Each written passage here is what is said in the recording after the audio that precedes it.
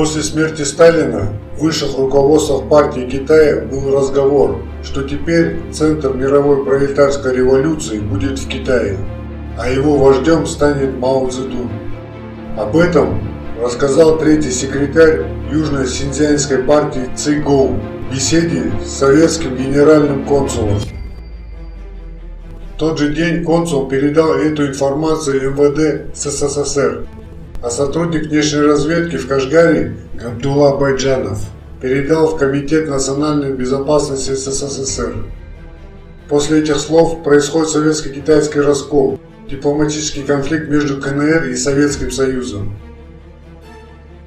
1958 года в Восточном Туркестане создаются народные коммуны, и вместе с тем внедряется экономическая и политическая кампания, всем известная как «Большой скачок», имевшая трагические последствия для народа. Продовольственные товары вывозились из Восточного Туркестана в Китай. Начиная с 1959 года китайцы стали в больших количествах прибывать в Восточный Туркестан, что усугубляло и так тяжелое положение в продовольствии. Народ умирал от голода. В районе Токсун умерло 4000 человек, в районе Пяйзевят 10 тысяч, в районе Шаяр 5000, в районе Бай от голода умер каждый третий человек. Такая же ситуация произошла в округе Хуму, Урумчи и других населенных пунктах Восточного Туркестана. В 1960-е годы жители Восточного Туркестана стали бежать в Советский Союз. Это стало обычным делом. Население села Мазар в Хоргосе разом перешли границу Советского Союза.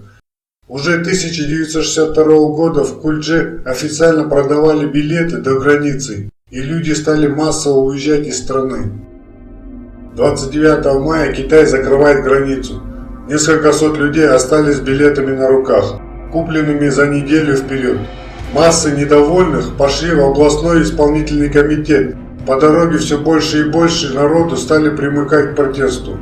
Под давлением протестующих председатель облисполкома Курмангалы пишет разрешительное письмо и направляет их в областной комитет партии, якобы для заверения письма.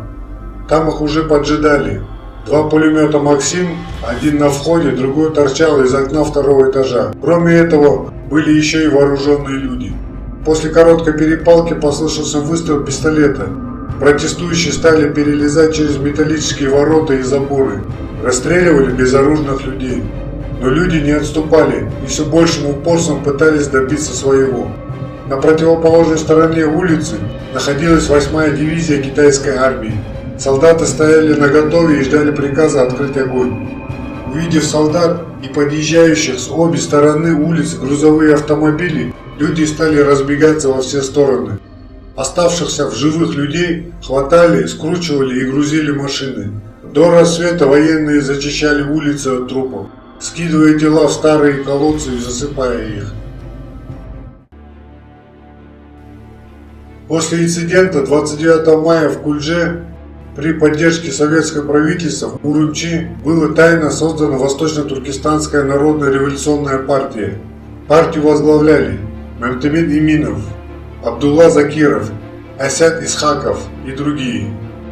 Они стремились воспользоваться конфликтной ситуацией между Советским Союзом и Китаем и рассчитывали на помощь советского правительства для освобождения Родины путем вооруженного противостояния и восстановления независимости Восточного Туркестана.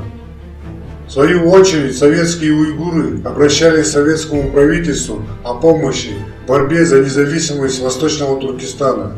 Например, 1963 года Ашир Вахид, Юсупбек Мухлис, Мухаммеджан Юсупов, Тохтахон Иминов и Иирде Булгунов из Алматы направили письмо в Москву с просьбой о помощи.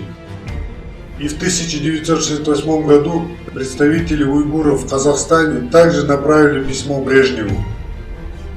В середине 1968 года в Китае культурная революция была в самом разгаре, и Мао Цзэдун не мог справиться с ней.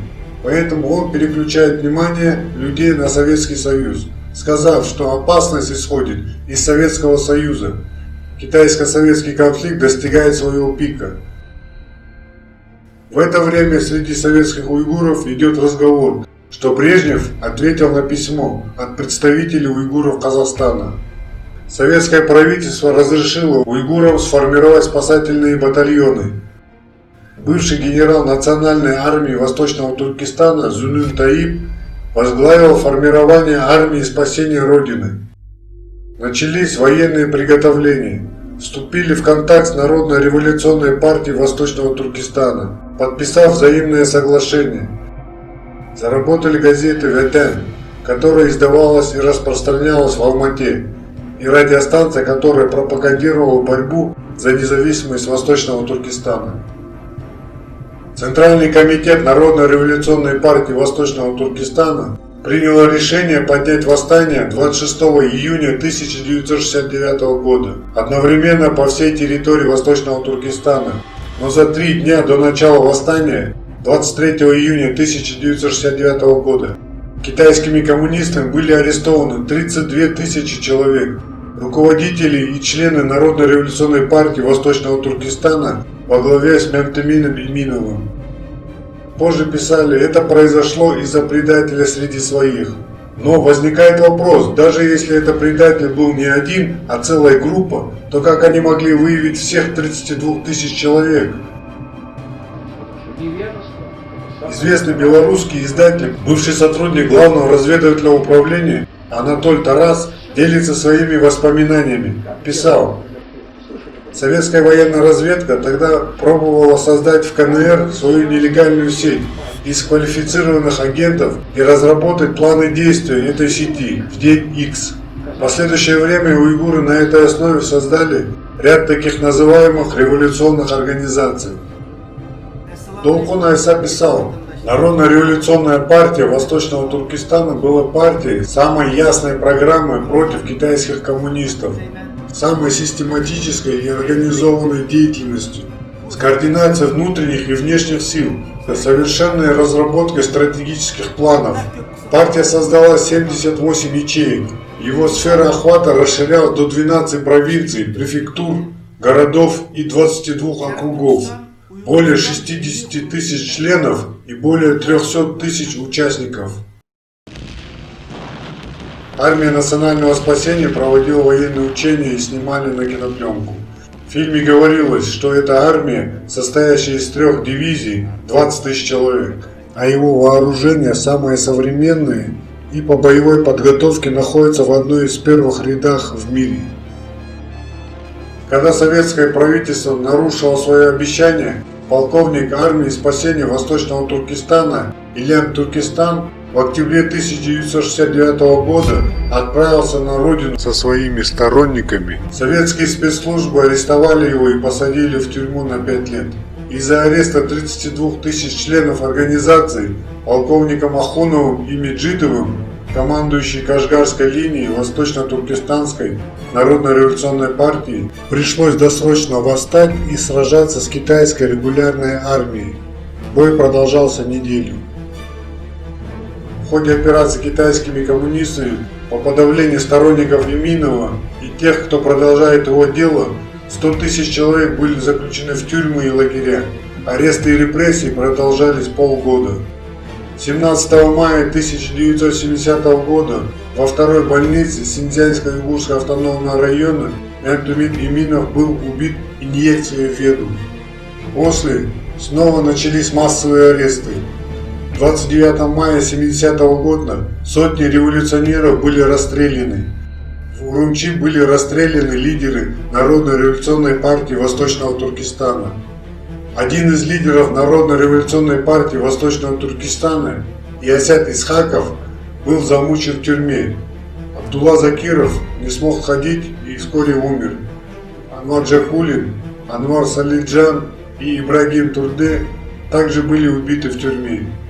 Ментамин Халпат Каджиев, Хами и Хушур Али были замучены до смерти китайскими красногвардейцами хунвейбинами. Через несколько дней после освобождения Муталиба из тюрьмы его тело нашли за городом. Аблис Махсум трагически погибает, попав под поезд. через несколько дней после освобождения из тюрьмы. Юсуп Мумин заболевает в тюрьме, после умирает дома. Известный художник был замучен до смерти и повешен хунвейбинами. Но восстания не прекратились. В Барыне 16 августа 1969 года под руководством Азиза, 20 августа 1969 года в Акту и во всем селе Барин убит Мухаммед Иса. 23 августа 1969 года под руководством полковника Ахунова в селе Караджов. В августе 1969 года под руководством Азиза Османа в коммуне Барин. В сентябре 1969 года в уезде Юпуро под предводительством Махмуда Кута.